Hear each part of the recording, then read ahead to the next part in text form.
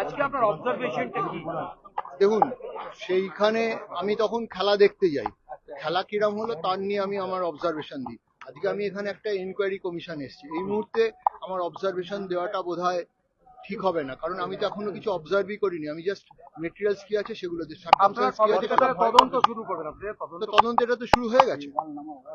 কালকে রাত্রেই আমরা বসেছিলাম, আমরা রোড ম্যাপ ঠিক করেছিলাম। আজকে আমরা আবার এসেছি, এসে দেখলাম, স্পট ভিজিট করলাম, সিনটা দেখলাম, কি কি পাওয়া যায় দেখলাম। এই যে ক্ষতিপূরণ দেওয়ার কথা বলেছি, এটা কিভাবে দেওয়া সম্ভব বলে আপনার মনে এখনো হয়? দেখুন কিভাবে দেওয়া সম্ভব, আমি তো, আপনি কি চাইছেন বিচার করার আগেই আমি আমার কনক্লুশন দিয়ে দিই? সেটা তো দেওয়া যায় না, বিচারক হিসেবে আমি দিতে পারি না।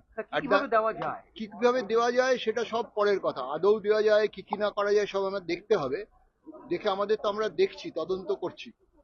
তাহলে কি প্রশাসনিক কর্তারা এই যে ক্ষতিপূরণ দেওয়ার কথা বলে গেছেন এবং রাজ্যপালও বলে গেলেন, তাহলে কি উনি এরকম অবিবেচকের মতোই মন্তব্য করেছেন? না, এই ধরনের প্রশ্ন করবেন না, আমি এটা উত্তর দেবো না। আপনি অন্যের মন্তব্য টেনে আমাকে তার উপর কমেন্ট করতে বলবেন না। আমি এখানে সেজন্য আসিনি।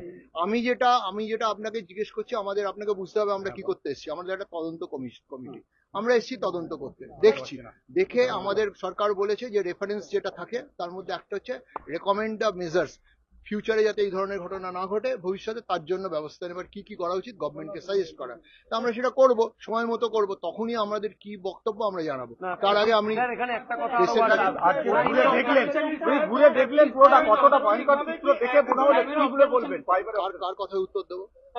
একই ধরনের প্রশ্ন, আপনি তো ঘুরে দেখলেন আজকে পুরো স্টেডিয়ামটা, দেখে প্রাইমারি ভাবে আপনি কি দেখলেন? এবং আমি দেখলাম, দেখুন এইগুলো আপনি এই মুহূর্তে প্লিজ আমাকে জিজ্ঞেস করবেন না, কারণ এগুলো আমরা ডিসাইড করব। আমরা নোট নিয়েছি, আমরা কি দেখেছি সেগুলো আমরা যথাসময় যথাজায়গায় করব। আপনাকে আবার বললাম, আমার রিপোর্টে সেটা রিফ্লেকশন থাকবে। এই মুহূর্তে আমার, যখন আমি প্রাথমিক জায়গায়, আমি কিছু রিফ্লেকশন দেব না। এই